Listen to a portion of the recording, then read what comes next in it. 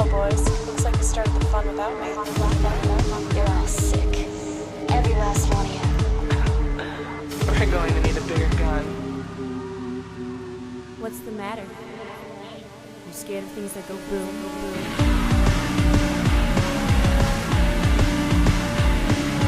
Give me one goddamn reason why I shouldn't blow your goddamn brains all over that goddamn wall. My name is Eric. Sitting across from me is, let's say, Nicolas Cage enthusiast Michael Kester. Why? Okay. That's a fine title, right? Yeah, it's like whatever. Whatever. And we have two movies today. I think we have an early contender for year's best double feature. Potentially. Yeah, what do we got today? Today we're going to do Lord of War and Thank You for Smoking. So we had an idea with this, but even beyond the idea, I think mood, treatment, just the subject matter and viewpoints that the films kind of approach the subject matter with, all are kind of in line. I guess it's a devil's advocate thing. Yeah. It's some guy who's a hot shot. He's great at getting people to, in one film, buy and fire weapons, and in another film, buy and use cigarettes. I love that you say buy and fire weapons, because he really stresses that if people aren't actually firing the weapons, that's not very good for him either. Yeah, you know what? There's also an underlying activist message to both of these movies, which is it's really direct in Lord of War, but it's at the end. It's sort of tacked onto the movie. And then there's an indirect one that's sort of going through the whole time in Thank You for Smoking. So maybe we'll touch on that stuff a little bit, but I'm really more interested in how the films talked about these things and didn't manage to just seem like they were... because when you look at both of these movies, one seems to be a gun rights movie that is going to hit you really heavily with this stuff, and if anything, it does the opposite at the end of the film. And one seems like a devil's advocate position for smoking. And it's not really that either. And I don't think it's really trying to hit you over the head with anything. Maybe with some philosophical arguments, but the message of both the films, I think, is more philosophical than anything else. We are going to spoil the movies. Maybe I already spoiled the movies. I hope not. Fingers crossed. I don't think there's a high spoiler content, but, spoilers are There may be spoilers. character deaths at some point, and I think people consider that spoiler territory. Oh, okay. Well. And there's some plot stuff. Not very high, spoiler-wise, especially with the stuff we're going to talk about. But you've been warned. You can use the chapters to skip around. We're going to do Lord of War first, so you can skip over that to Thank You for Smoking, or you could skip to the end and figure out what we are doing next time on this glorious, glorious show of ours. So let's start with Lord of War. Great. I know you want to talk about Nicolas Cage, so let's do that right now. All right, so Nicolas Cage was an actor that got started in the 80s. That's good. Already using the past tense. He got started in the 80s. He did a bunch of 80s films. He was in, what was it? Something with Cher. I don't care. Okay. And then he was in Wild at Heart. And he kind of... I like how you're trying to use the David Lynch to appeal to me. I'm this is very good. No, I'm trying to use his 80s stuff before he all became mainstream. Because then he started doing, The Rock, yes, Face Off. Yeah, we covered The Rock. We've talked about Face Off a little bit. And then he started doing this slew of what I would call his actual career. Right. Which is when he did Lord of War, he did The Weatherman, he did a few other things here and there. And then something happened, and now he's in The Sorcerer's Apprentice. I think Ghost Rider is what happened, right? Is that what happened? I guess. See, I have this feeling, and I don't want to go down this road too far because I really don't care. But after seeing Ghost Rider, I came to the decision that Nicolas Cage had conned me into seeing his films. That for some reason I've seen almost every single one of them. And I always see them in theaters especially these days, that's a rarity for me. I don't fucking go out to the theater for anything Sylvester Stallone didn't direct.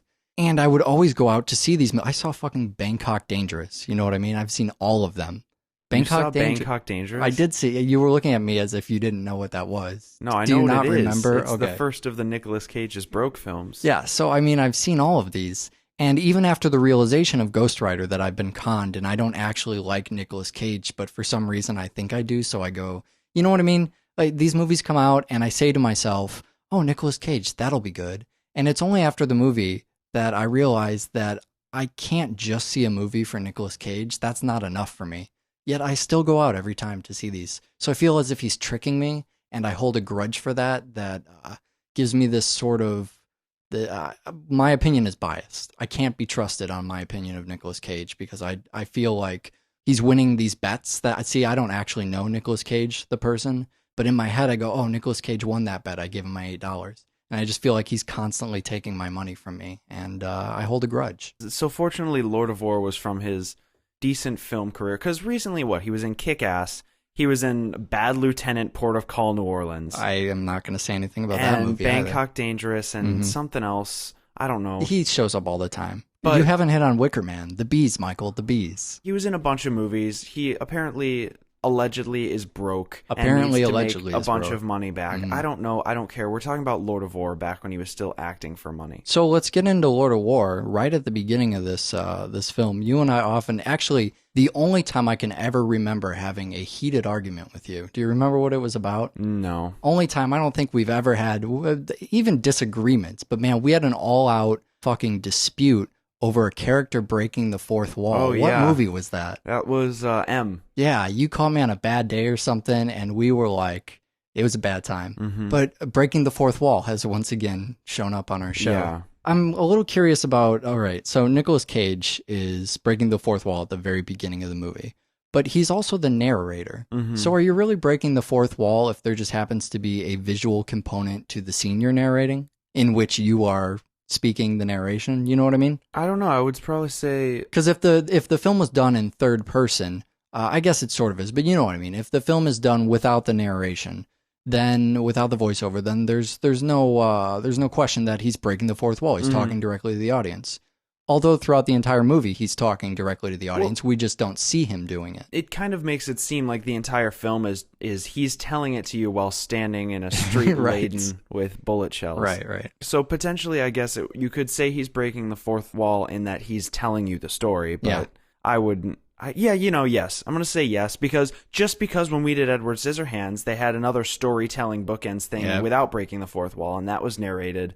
And so I guess there's a way to do it without breaking the fourth wall. Thusly, this is a version that breaks the fourth wall. Yeah, but there really isn't that narration throughout the entire thing, is there? I mean, in Edward Scissorhands, she doesn't come back in halfway through the story and say, she does. and then this does she? Sure, she does. Remember, she's like, and for the first time, it snowed or something like that. Well, I think that's when the end's coming up. Well, no, isn't she it? did it like when she's dancing and stuff too. All right, we're the only two people that care about the fourth wall anyway, so moving right along.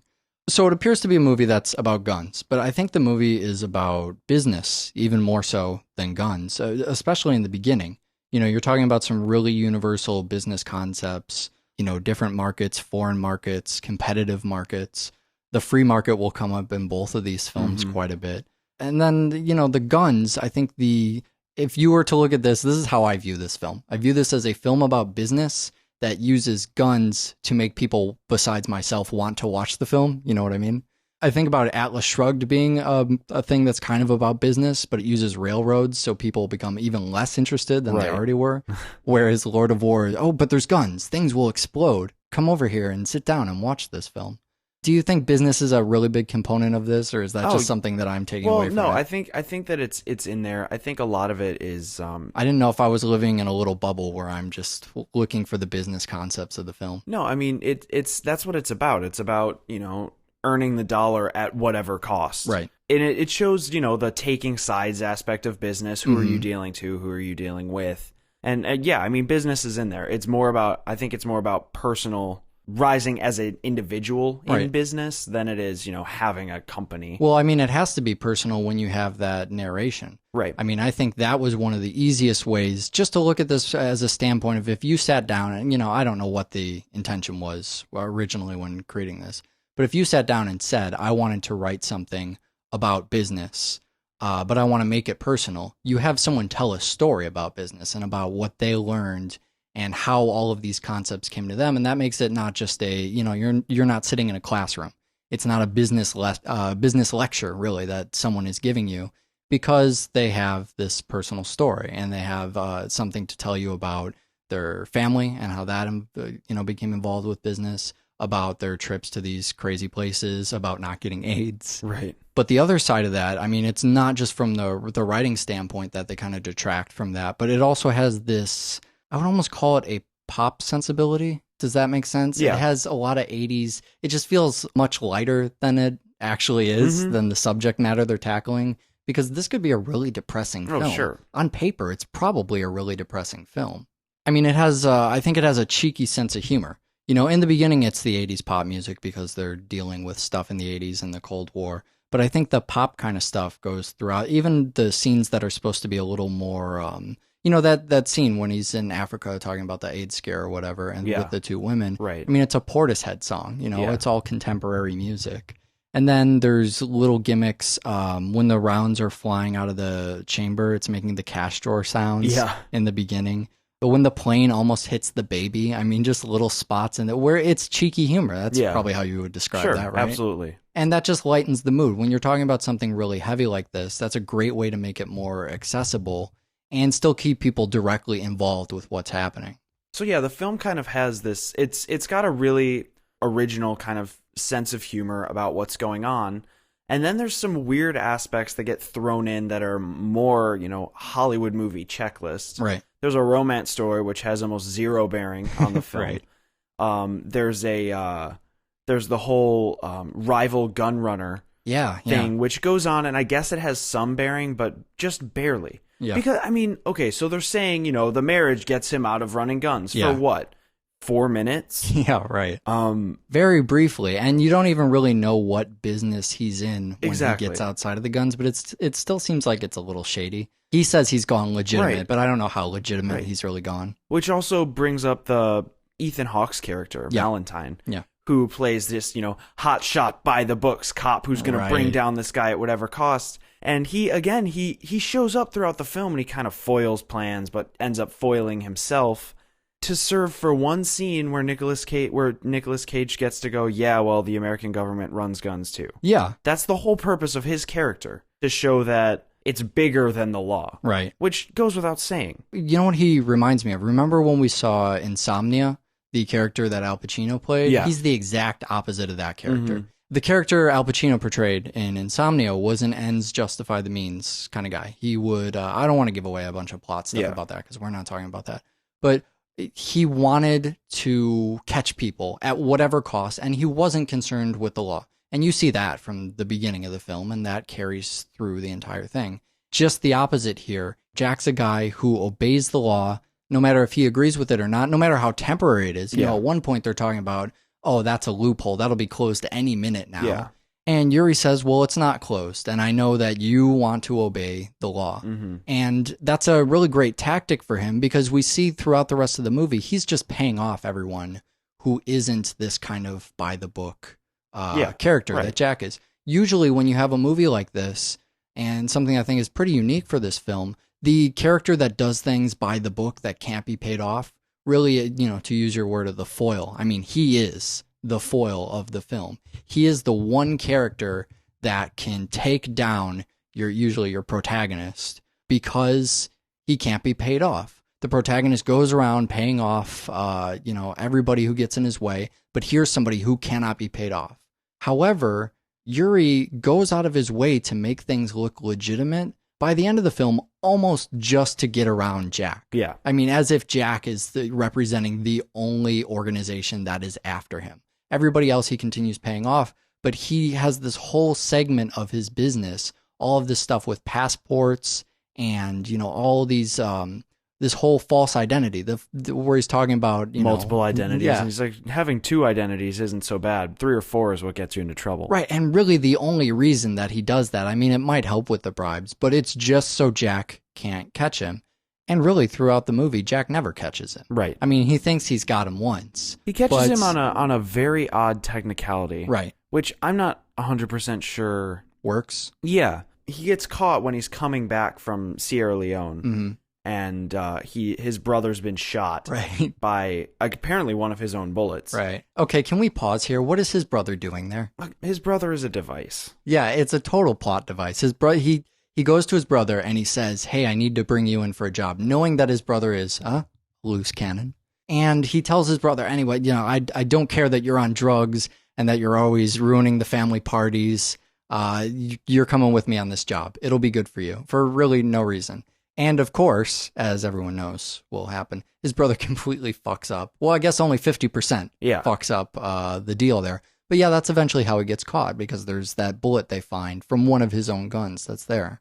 I guess they can link the guns to him because he it's his. I don't know. I guess the one thing that they kind of do is when he decides not to cut the thing out of the newspaper, and they've apparently followed his wife to his I guess his office, right? Yeah. It's his office, and maybe there's In the shipping container. I guess there's, because he says he's got paperwork, Right. but apparently the paperwork is all forged to be legitimate. But maybe there's some illegitimate legitimacies or something like that. You would make a better cop than I would. Point is, there's a knock at the door, and somebody who far outranks him tells him that he's done a great job, but he has to let Yuri go. In just the way Yuri said would happen.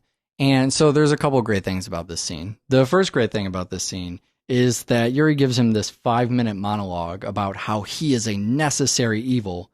And then Jack gives him this one line and walks out of the room, which is essentially... Your life sucks, dude. Yeah, yeah, right.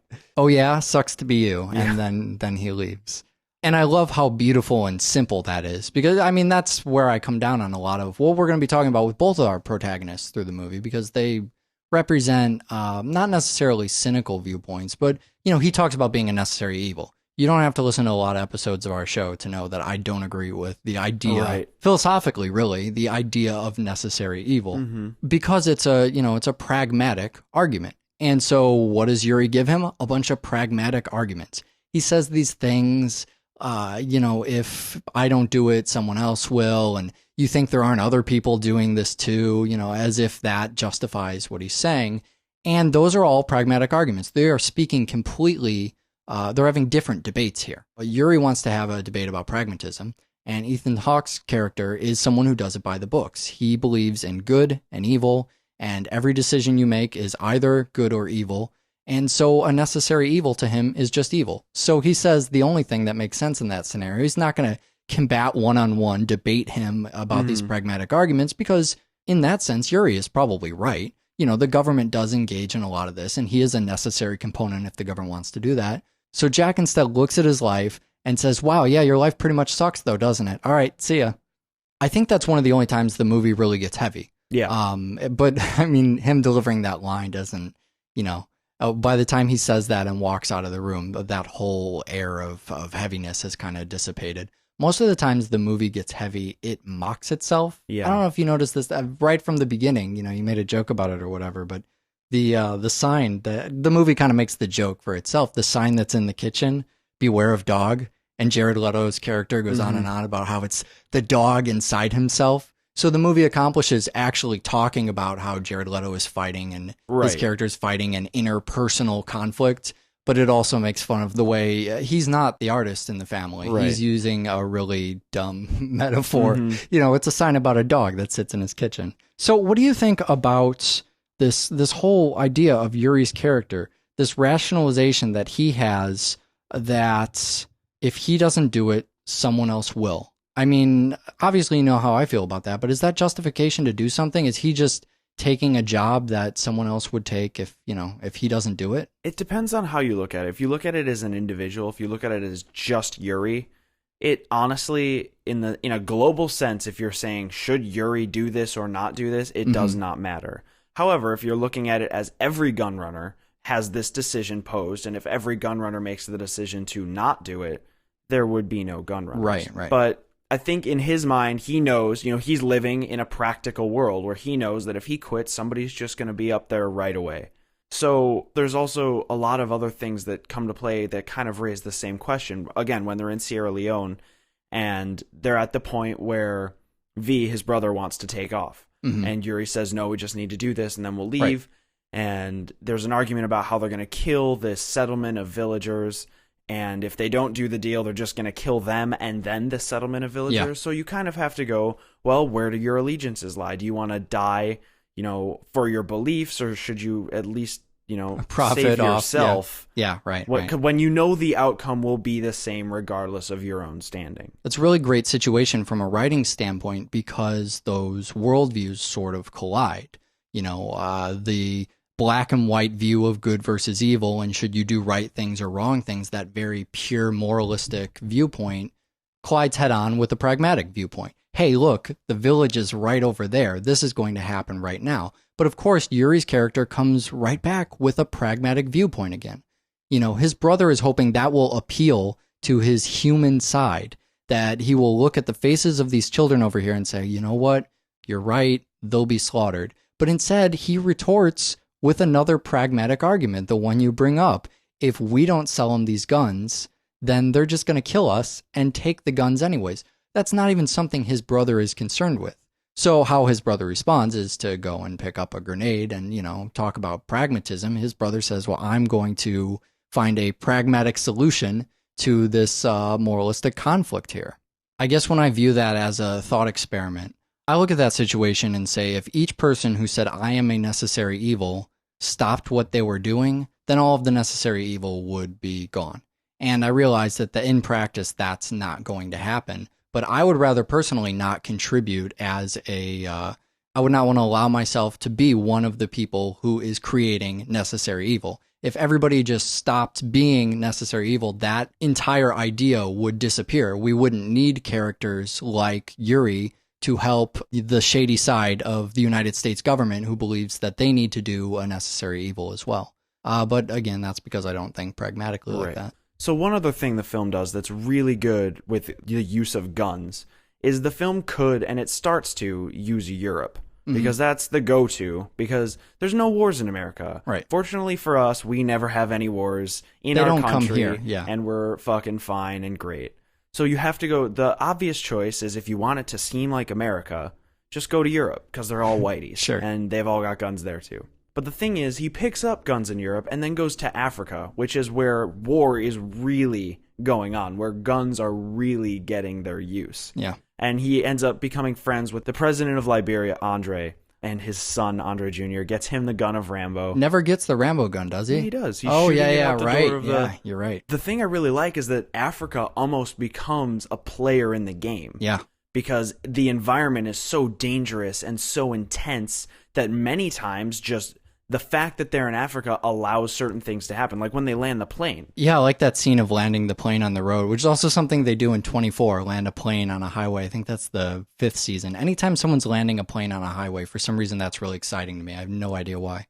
But even better is the time lapse of everyone stealing the plane, of all of the kids showing it. Well, first there's the great scene where the kids get all the guns. And then as Yuri's sitting out there, they showed time going by rather quickly and all of everybody just swarming in and taking pieces of the plane, which is really sad to me. Maybe it's, again, my business side kicking in, but here you have this $1 million plane that someone could take, or they're going to take all the metal scraps. I mean, they're worth basically nothing compared, but what use do they have for a plane? So they steal the plane. It's just the way they do that time-lapse scene is just fantastic. That's a really strange note to go out on, but I think we have another movie to do, don't we? Yeah, we do. We got to cover Thank You for Smoking. If I can set up some context here, neither one of us smoke, but we're both, pro-smoking. I guess. I'm not pro-smoking. How do you describe that? Politically pro-smoking, right? Yeah. Well, pro-smokers' rights. Is that okay? Yeah. I'm never gonna say I'm pro-smoking. No, right. Although the more we shrink smokers' rights in this country, the more I feel like I should befriend smokers because I see them as they're freedom fighters, right? Mm-hmm. That's what it is. Yeah, right. Freedom fighters. Something I don't think about a whole lot in the smoking debate is they start with this Tex Williams song, Smoke, Smoke, Smoke, which is criticizing not smoking for its, its health reasons. Well, it's before health. Before the health risks were even known. He even says early in the song, I don't believe it has any adverse health. I believe that's an actual quote. I don't believe it has any adverse effects. I could be wrong on the lyrics it's something of that like song. That, yeah. I could obviously never write lyrics, but it's criticizing people who have to stop everything that's going on every 20 minutes to go have a fucking smoke. And that's the thing I don't like about smoking. Yeah, for sure. The smell, whatever, that sucks. And the health stuff, that sucks. And I don't know about secondhand smoke. I don't know anything about that. But what I do know is I'm really bummed out when I'm with a bunch of smokers and we're doing something and then they all disappear because they take everybody with them, right? It's just when you hang out in a group, let's say there's, pick in your head, 7 of your friends arbitrarily, and one goes out to smoke, how many of your friends disappear? 5. Yeah, they're all gone. It's pretty much you and if maybe one there, other person. Yeah, right. 4. It's the two of us that just hang out while everybody else smokes, and they're gone for as long as the periods in which they come back before they leave again. Fucking smokers, always disappearing on us. So there's a lot of stuff I love about Thank You for Smoking. Small elements that just come back. The characters are all fantastic. The Mod Squad is fantastic. Anytime the Mod Squad is sitting down, the whole concept of the Mod Squad is great. The people in the Mod Squad are great. That sort of competitive elements to how many, Well, how many it's a really deaths. dark and- competition. Yeah, It's yeah. great. It's fantastic. That's why I like it. It's dark comedy. I mean, it That's why I even gets like to it. the point where, Nick is all pissed off because he got kidnapped, and he's giving them what for, because they would never get kidnapped. They don't do nearly enough social damage to ever be kidnapped, and their hearts are broken hearing this information. And they don't ever betray the darkness of that scene. Mm-hmm. It is treated completely seriously the entire time, which is one of the things I love about the movie, that it's serious but has, quite cynical characters. The movie knows where it's making the jokes, and some of the jokes are a little bit cynical too, and the characters are very cynical about what they do and their viewpoints. But the movie approaches it with this very straight-faced way. When you look at that scene with the Mod Squad, never once do they joke about the fact that they're all upset that he got kidnapped. They never realize, I don't even want to call it irony, but this guy just got kidnapped, right? They need to stop at some point. Normal human beings would stop and go, okay, we're making fun of a kidnapping right now. Let's remember what we're talking about. But they never do that. They're really heartbroken, as you say. They are really torn apart about this. And that's part of the tone of the film that I really like. Oh, yeah. J.K. Simmons is fantastic in this. He is always a great boss. I've seen him as a boss in maybe 5 or 6 different movies, and he is just always fantastic. He's spot on with that. William H. Macy is good. William H. Macy, his character, he's playing the senator, and the whole point of his character is this poison label on the. You ever seen other countries do this? Oh, yeah. The poison label on the. You ever seen some of these? Yeah. So I think I might have talked about this before, so I won't ramble on about it. But when I was in Canada, they just started that probably a year or two before then. And it was a big joke to them. It didn't stop any of them from smoking. It actually encouraged them, because I think there were 6 different labels. In Canada, I don't even know if they have cigarette companies. I think the government just I know they run all the alcohol stores. They might just run all the tobacco companies. I don't know how it works up there. But there were 6 labels from this new Canadian law that, put, and it wasn't even skull and crossbones. It was, dead fetuses and birth defect. I mean, pretty fucked up stuff that they put right on the package. And smokers would collect them. And it was just really humorous. But that doesn't actually stop people from smoking. This whole idea that people, they don't know that smoking is going to kill them. Everyone knows that at this point. And it's only a joke to them when an oppressive agency like the government tries to say, we're going to push it in your face every time you buy a cigarette pack. People feel this natural urge to lash out against that. They see the fucking label in stores and go, you know what? Fuck you. I'm going to buy 2 packs because of that. I believe in psychology that's called the boomerang effect, when you're speaking specifically about someone lashing out in order to feel like they're preserving their own rights. While we're hitting on all the characters, we need to revisit child actors, because we haven't talked about this in a while. I think last time we really talked about it was Shorts, and it sounds like we were getting over child actors. And then the kid from Bad Santa showed up again. What happened there? So it's this kid. It's not actually the kid from Bad Santa. No, I've seen him in a bunch of films. Yeah. I think he's in X3. There's only 5 child actors. Yeah, there's 5 or 6 child actors, and maybe 1 or 2 of them are talented. Right. Props to Hit Girl from Kick-Ass. Okay. But this kid, he just sucks the life out of every line he's given. Out of the film. He's terrible. It's so sad, because he's supposed to be such a strong character. And he's important is the thing. The one thing that I do not believe about this child is that he will ever grow up and be Nick Naylor. I mean, I imagine Nick Naylor at his age was conning kids out of their chocolate milk. Yep. And this kid is going, why is America the greatest government ever? Right. Unfamiliar with how to do a bullshit essay. Right. And I mean, he's not very old, but you learn quick, especially if you're going to be what he's being, I guess, primed to become. Yeah. But he keeps getting these lines that are keystone lines. A lot of them are bringing back stuff from earlier in the film. The one that always grinds in my brain is when he gets in the car and Nick Naylor goes, what did you say to convince her? And he says, it was an argument, not a negotiation. Yeah. But the line is just delivered absolutely cartoonishly. Yeah. And it's just, it takes what could be such a great, like, look, I'm becoming you, and goes, look, I'm a little kid. Yeah, it's supposed to be poetic and cyclical and almost self-referential. It's none of those things. It just doesn't function at all. He's just so cartoony, And he just cartoony is what it is. He You're can't right. pull off these lines, and unfortunately, especially as we've already mentioned, the acting in this film, the acting and the writing together is what makes it. These actors are completely invested in the world. They're completely invested in who they are. Rob Lowe's character, for example, Adam Brody, who plays the his intern over at the production studio. Those characters are completely otherworldly, but they're not aware of it. Right. And other people may be aware of it, but they're nervous. Sure. To call them out. Nick is uncomfortable around both of them. Yeah. But he won't call them out. The closest he gets is asking Rob Lowe's character when he sleeps. Yeah. At which point he responds Sundays and hangs up the phone as if, that didn't faze me at all. But this kid, I mean, especially seeing him pitted in the scene against Sam Elliott, the Marlboro Man, that is the strongest role in the film. Yeah. That man, he just has to look at you and you believe everything that his character is. Yeah. The little kid's in the other room drinking tea. Yep. Like, oh, what's going on? Looks through the window. Well, the problem is all the other characters are severely layered just in their performances. Maybe not in the way the characters are built from a writing standpoint. Maybe that's not too layered. But the way that the characters, we've already talked about it being cynical but not ironic, at the same time not realizing the otherworldliness of each other, specifically of themselves, even if they do each other. The kid has none of this. Mm-hmm. He's not even at layer number 1. I mean, you could play this in a couple ways. Here's why I mentioned Bad Santa. Bad Santa was something where, and it's the same performance. I mean, close your eyes and just listen to this kid deliver the lines.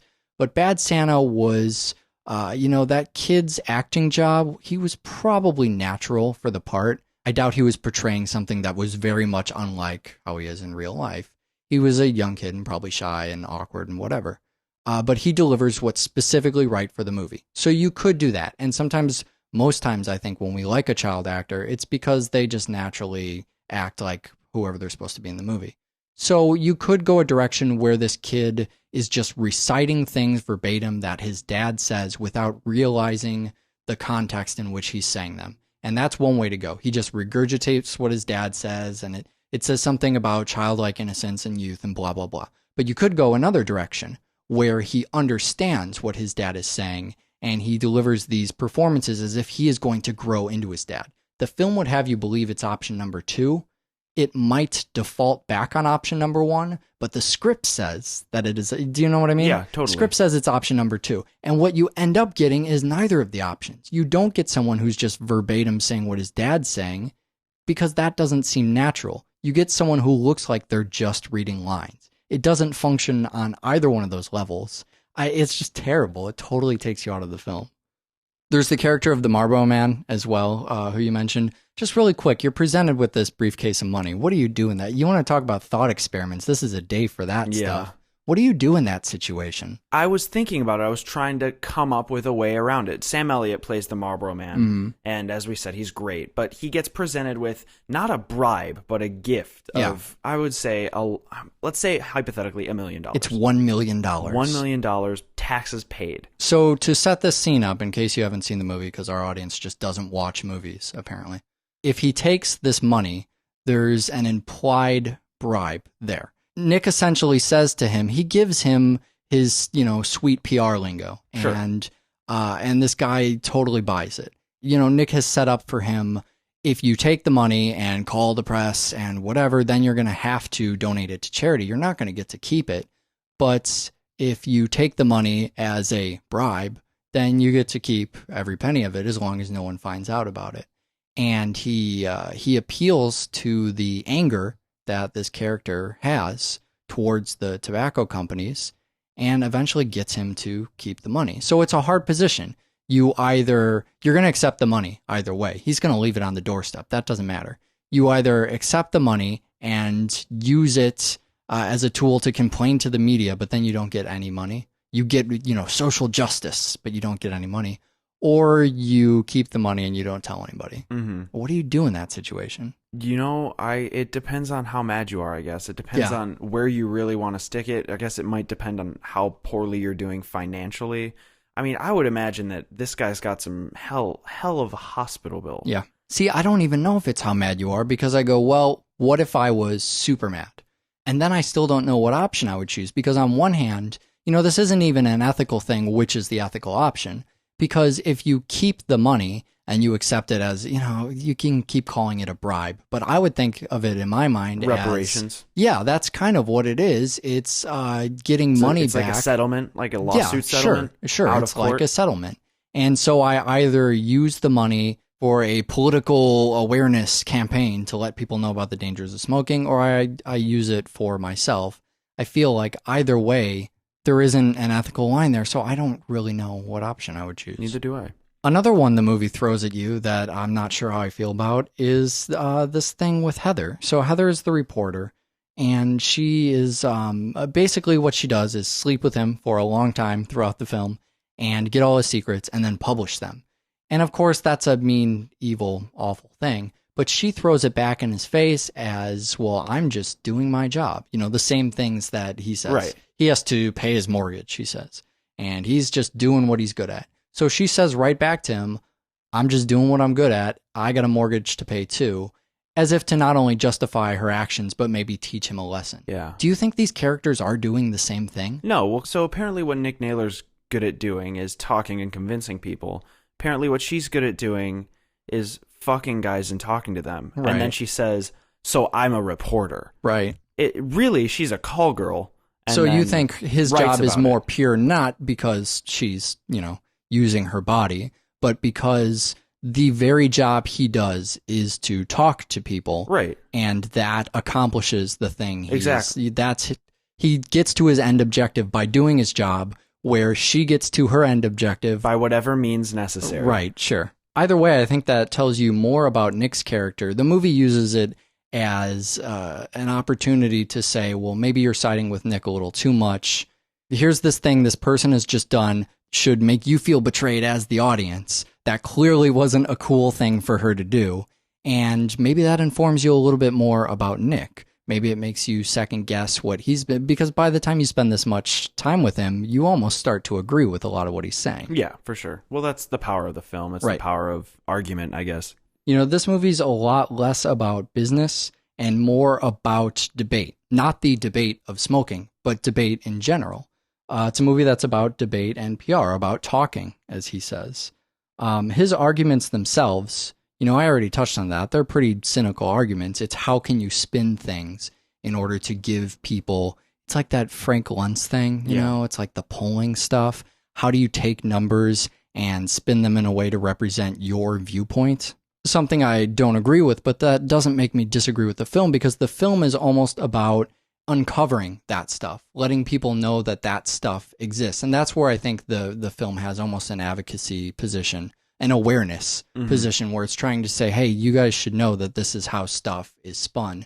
Not necessarily directly with the tobacco companies, although they talk a lot about the deaths and how many per day and all that stuff. How cold, simple, factual numbers are manipulated to make a case for different sides, whatever they be. So I think there's one more scene that we definitely have to talk about. This discussion would not be complete without specifically at least referencing this scene for something. And it's not the congressional hearing, because I know you think that when you have a congressional hearing with crazy backlighting and a bunch of weird art stuff, that automatically I have to come on the show and say something about that. And I guess I just did. But that's not even what I want to talk about. Although, what the hell is going on there with the J.J. Abrams lens flare and the okay, you're giving me a look. All right, that's not what I want to talk about. What I want to talk about is the whatever device. Yeah. Something we have been referencing for, 2.5 years or something. Pretty much. And never really, that whole scene really needs to be unpacked, because it's really heavy. There's a lot of stuff going on in there. Yeah, there's this scene where they're talking about product placement, I guess, but that's not really what's going on. That's sort of why they start talking about it. They're talking about product placement. They're talking about this scene where Brad Pitt and Catherine Zeta-Jones, who was an actor a while ago, they're having sex in space and they're all smoking. But in the film, it's in space, and Nick Naylor says, cigarettes in space, wouldn't they explode in an all-oxygen environment? To which Rob Lowe's character responds, well, one line of dialogue, easy fix, thank God we invented the whatever device. The great Deus Ex Machina, something we complain about all the time.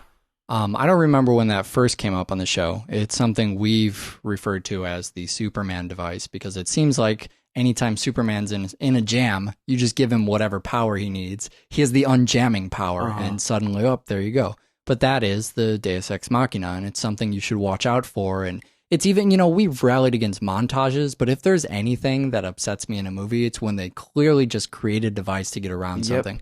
I don't know if the whatever device is specifically a Deus Ex Machina because it's used to achieve the ends of product placement, not to achieve plot ends. Right. But I'm going to go ahead and use it anyways because I think that's Well, fine. I think the whatever device is used innocently enough. Plus, it's a sci-fi film, and the whatever device, in the context of Thank You for Smoking, where it's some machine that prevents cigarettes from blowing up in an all-oxygen environment, that's fine. I would buy that, whatever, because that's not important to the film. But again, the whatever device extends to be beyond that. It extends to be, lights in places where you wouldn't expect them and such. Something else that scene does, and when I say, we need to unpack that, I mean, there's a lot going on in there. They talk about that, but they also talk about the role, and they only touch on it briefly, but I think it's something really heavy. They're talking about the role of content creators as moral agents. When he first walks in there and they sit down, he says, well, who am I to hand down my viewpoints to the audience, which is something we've been talking about with this very film. The film says it's not up to us to say whether or not smoking is good or bad. Maybe a little bit they talk about that stuff, but you have to talk about it in the story. It would be weird if these characters didn't actually talk about that stuff on screen. But this guy is presenting a viewpoint that it seems like the creators of this film have taken, rather than the film endorsing a side of the argument. It believes that its moral position as the producers of the film, as the creators of the film, is just to present the argument and let the audience kind of pick apart that argument themselves. I've always kind of made stuff with the idea of, well, here I have an argument in mind and maybe I can present my side of the argument to people. But it's interesting to think that the moral position on this is not to do that to your audience. Right. And that is definitely something we'll be watching out more for as we now that someone has actually said that aloud, and I've gone, oh, that is an interesting way to look at that. Maybe I'll notice it pop up everywhere in all the films we do. So we have some more stuff coming up next week. Yeah. I wish we had more stuff like this. This double feature pairing was just so. Next week will be pretty close. Yeah, you think so? Yeah. All right. So I haven't seen one of the ones from next week. Right. You're bringing this one to me fresh. Yeah. So we'll see if these things kind of go. I mean, just the feel of this, how they're talking about, the devil's advocacy thing. I just thought these two films were, I could watch two more films just like it right now. We have an email address, doublefeatureshow@gmail.com. You know what? If you know two more movies like Thank You for Smoking and Lord of War, you should email me and let me know. Doublefeatureshow@gmail.com. We also have a website, that's doublefeatureshow.com, and sign up on our Facebook thing because we got a lot of people on there talking, and that's cool. So what are we doing next time? Next time we're going to do Cold Souls and Eternal Sunshine of the Spotless Mind. What are those? I know Eternal Sunshine, right? That's the Michelle Gondry thing. Yeah. It's the Jim Carrey plays a serious role. But I think there's actually a lot of really good stuff in Eternal Sunshine. Haven't seen it in a while. I think that's going to be another Fight Club kind of situation where I come back to it and go, oh, that was really obnoxious. But there are these other things that are kind of cool. And what's the other thing? Cold Souls, it's a movie. It came out in 2009. It stars Paul Giamatti as himself. So he gets his soul removed. It'll be a great time. All right. I hope it will. Awesome. Watch more fucking film. Bye.